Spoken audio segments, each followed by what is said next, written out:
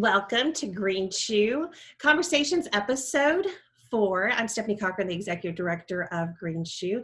And if you're not familiar with Green Shoe, we are a nonprofit mental health organization, and we do a 5-day intensive outpatient retreat for adults 21 and older dealing with trauma, codependency, anxiety, addictions, all different things. And today I'm so excited that I have got Kenzie Lyons with me. I'm going to get her joined in. So just a minute. We're going to have Kenzie share her video. Hey, Kenzie. Hey, how are you? Here. So tell us a little bit about yourself. So my name is Kenzie. I live in Oklahoma City. I grew up in Nebraska, to Oklahoma about 10 years ago and started my journey in the counseling world. Worked with adolescents for a little bit, then worked with adults in residential treatment, and then transitioned to community relations and outreach. So I'm also a licensed drug and alcohol therapist, and I'm really passionate about bringing people together and just kind of helping everybody get the services that they need and the direction and their path going. So thank you for having me. Yes, well, and over the last couple of weeks, we've really been kind of talking about where we are, this new normal, dealing with the COVID epidemic and how people have had to deal with the heightened anxiety and stress, and even the last couple of weeks, heightened tensions in our community. Oh, yeah. And so, we spend a lot of time talking about strategies and things that we can do as far as daily routines, mindfulness, how to be present. What's it been like for you during all of this? It's, in the beginning, it was a little rough because, routine, you talked about routine is so important for me, and I know for a lot of people. And when I'm out of routine, it's kind of a state of panic of just like, okay, what do I do? How can I, and then emotionally I'm a mess, physically I'm a mess, spiritually I'm a mess. Mm-hmm. So in the beginning, it was really difficult for me because my routine was just kind of completely offshooted. There was no routine. And so, seeing my kind of spiral was helpful because I realized how important routine was. So I've been getting up at 6:30 every day. I make my coffee, start working at 8 o'clock just so I can kind of get back into that, which is super helpful. Yeah. And I know for me too, that was the biggest thing is I had to stay in the routine. I mean, I had to get up, even though I may not have put real pants on for the day. I still got ready, Right? Yeah. And had to do that. And especially now that we're kind of coming back and getting back into that work routine, it's really helped that I was already in somewhat of a routine, Now we'll see when I get back to having to get back up at 6 a.m. in the morning. I'm going to be able, to do that. But you and I have kind of been talking throughout this whole COVID time too. And again, having those connections and friend support has been really important.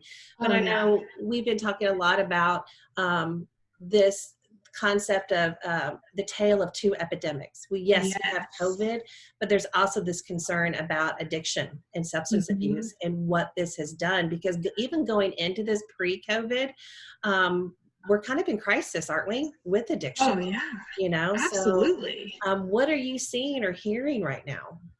So one of the things that's really heartbreaking for me that I'm seeing right now is what has been really troubling is for new people in recovery. One, you have new people who go to recovery, to go to treatment, and then they come out and we talk about the importance of support system. Well, during shutdown, there was limited support systems. Yes, you can do it online. Yes, you can make your phone calls, but sometimes human connection is so important, and being able to get out of, potentially a triggering environment, for a lot of people who go back home, homes can be their main trigger, and they're back home with no community, like face-to-face community. And so that's one of the things I've been really seeing and noticing is a lot of people who don't have that connection or who had it and then they come home are losing it. And so it's been really hard to stay focused and stay on track. And then you have people who, like I said before, had the routine of getting up, going to work, going to their meetings, going to counseling face-to-face, like doing all of these things, who everything was just shut down. And it was like, now, with being able to have liquor delivered to your house and certain things like that, it's just, I can't imagine the challenges and the struggles that people in recovery are being faced with right now when their routines have been completely shattered, and their strategies and their coping, there's tons of coping, but one of their main forms of coping has been completely eliminated. And I know face-to-face is so powerful, and doing video stuff is great too, but there's something amazing about like human face-to-face connection that people are missing out on, and it's creating a lot of havoc within the families as well. Well, you miss that accountability factor when you're not face to face. Yeah. And like you said, yes, you can get on a call, but it's so easy to not get on a call. Yeah. But it's not easy when you've got somebody right in front of you. Yeah. To not be able to connect or be held accountable. Yeah. One of the biggest things too I've been hearing is the isolation, whether it's somebody who's fresh out of treatment, or even someone who maybe this has now become an issue, whether it's drinking or substance abuse, but the loss of routine, the loss of work, the isolation at home. And you brought up a great point, the fact that now that we can get alcohol delivered straight to our house. It's a little wild for people who are in recovery, and that is their vice of like, oh, well, I don't even have to drive anywhere to go and get this. And you know what I mean? So sure, it's just a whole nother realm of hurdles that, people new into recovery, people in long-term recovery are having to face. Do you think there's a higher risk of relapse then for people maybe who have been long-term recovery? I honestly feel like, yes, it could potentially be that, because like I said earlier, you have people who depend so much on human connection and meetings and being able to talk about things and helping the newcomers, and stuff like that. I think, the restlessness, the irritability, the discontentment can kind of really just start. And I wouldn't be surprised if there have been a few long timers who, have lost their jobs, who, are out of their routine, who can't get to their meetings, and all of this kind of spiraling and relapse. Sure. Which is really sad and unfortunate. Oh, absolutely. Yeah. I know for some of the support meetings, they weren't able to meet face to face, but other treatment options, you guys at Stonegate, y'all didn't close. So treatment has still been an option for a lot of people, but I'm not sure they know that. Yeah, so that's been one of the interesting things, when this first started, I got a lot of calls of like, are you guys accepting patients right now? And yes, absolutely.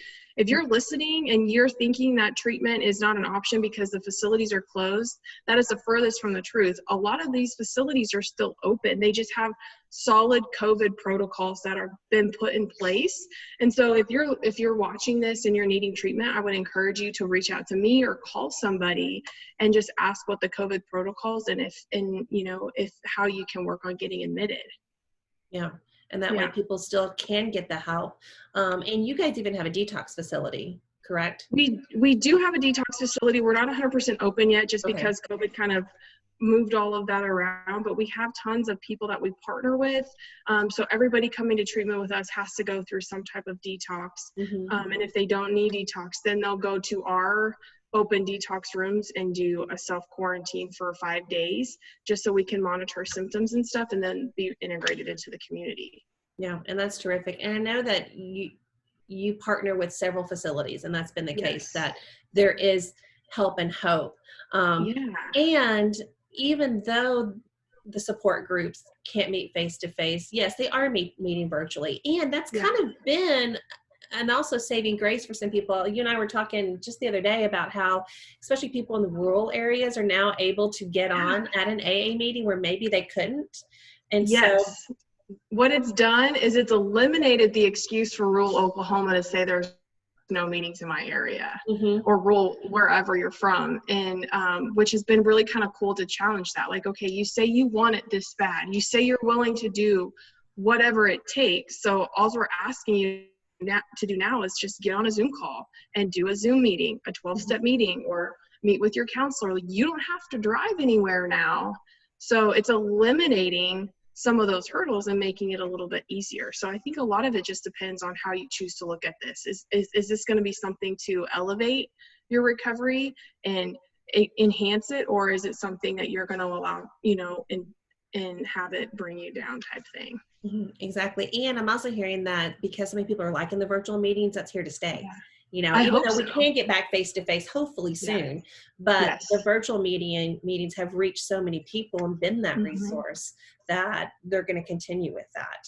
Yeah, I think that's been one of the really cool things as a professional during this whole COVID crisis and, just epidemic and everything that's going on in the world right now, is it's challenged us as professionals to get a little uncomfortable and outside of our comfort zone of what we do every day. Mm-hmm. And what I have found is like, oh man, we're being able to impact even more people, not just small town Oklahoma. We can impact like somebody in California if they figure out that we have a meeting or they have a friend of a friend of a friend that goes to this thing.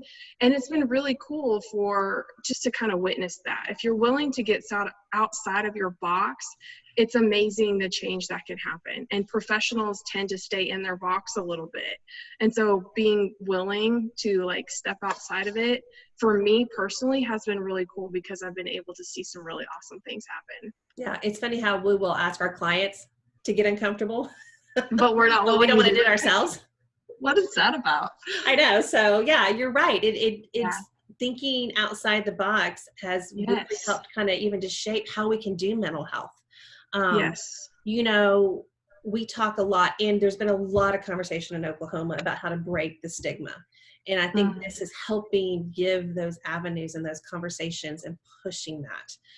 For sure. Yeah, to really kind of to look at that. So talk to me about recovery, because again, we want to end this on, how do we get help? How do we get treatment? But what does recovery look like? That's a really good question. And it's a question that recovery looks so different to so many people. I think that there's a difference between being sober and living a sober life versus being in recovery and living a recovered life.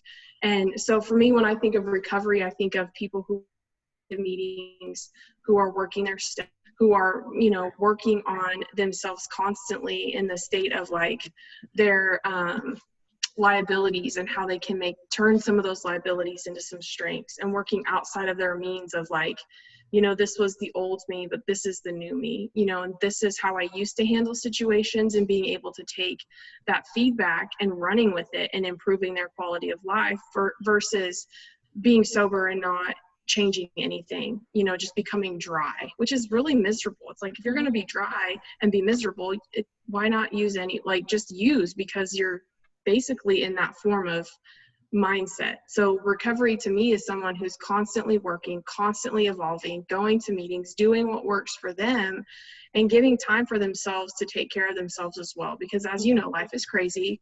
Self-care is so important, even for people new into recovery, even for moms, for dads, for anybody in this world out there. Taking time for yourself is so important. So recovery is encompassing that as well, physically, mentally, emotionally, and spiritually. If you're working on all of those areas, I feel like that's what recovery is. Sobriety is just not changing anything and just being dry. And that's just my thought. I don't know. Yeah. Well, no, I mean, there's such a difference between living and just not using. Yes. And, one thing at Green Shoe, we work with a lot of folks that have, experienced, addiction issues. And we kind of take addiction and look at it as the definition of anything that takes you out of your reality. So not just drugs and alcohol, but even think about video games. I mean, I'm kind of going through what we've been hearing with COVID. You can use that escape to not have to deal with real life. I'm somebody I'm a people pleaser.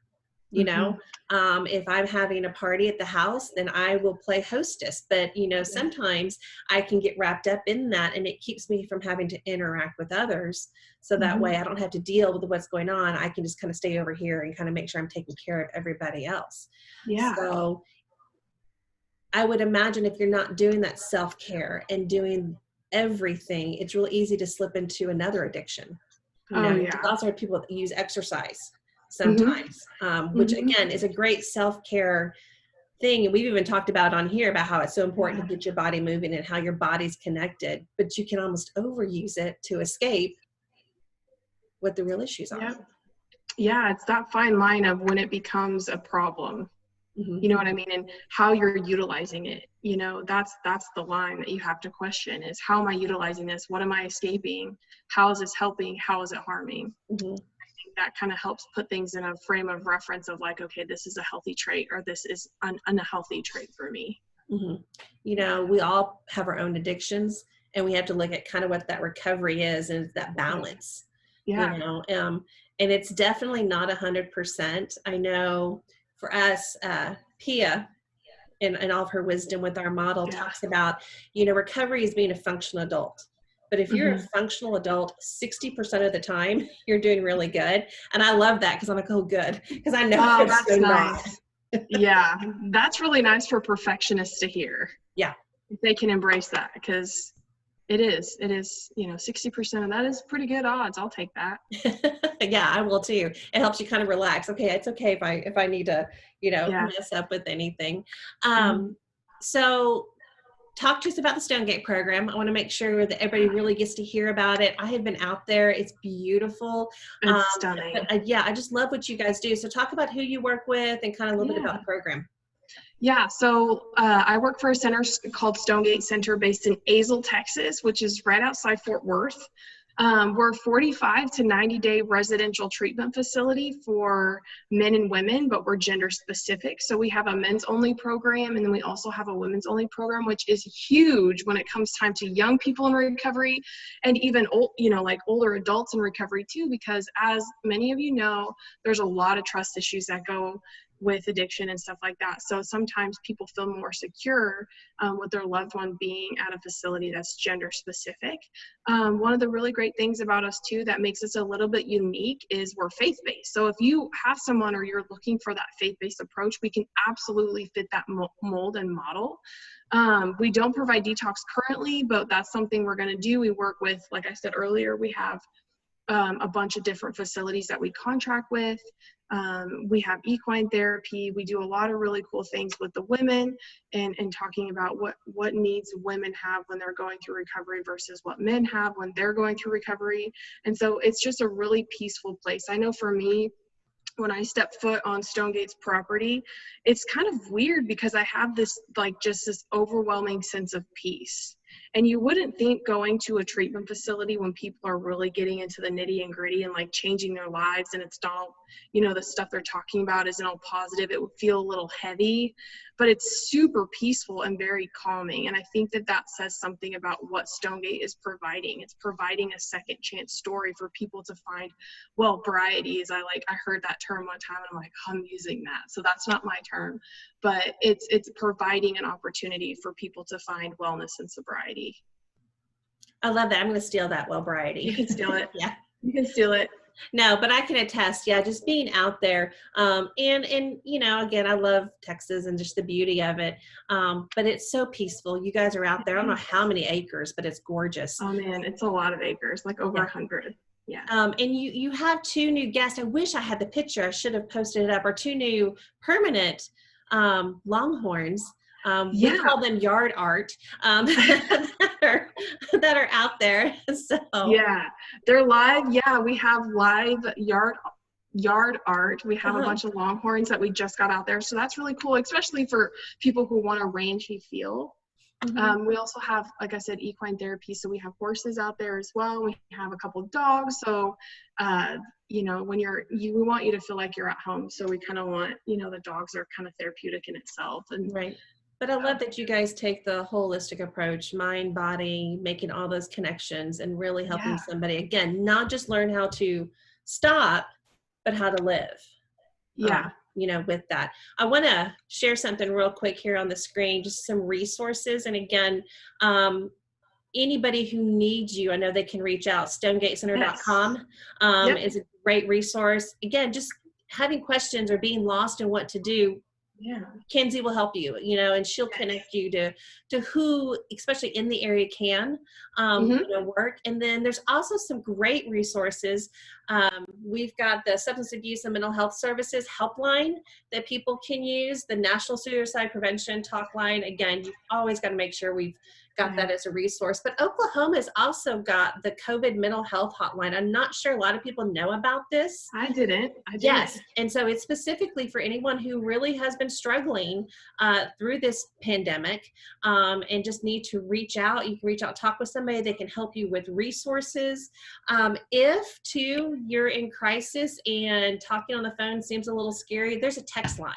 I mean, it cannot get easier than this, that you can text home to 741-741 and you can get a response and get some help. So again, Kenzie, thanks for joining me. I love seeing you. And I love seeing you. Thanks for having me. I can't wait till we can actually get back together and do our I know, coffee with Kenzie. We're going to have so much coffee. It's going to be great. We're going to be like, hey, what's up? How's it going?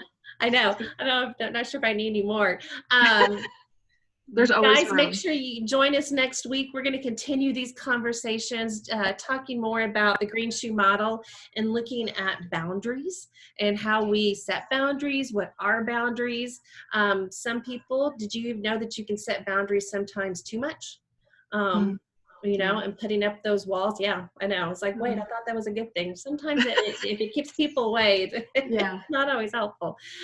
So join us next week. But Kenzie, again, thank you so much. Kenzie, Stonegate Center, we love you guys and appreciate y'all. So thanks for having me.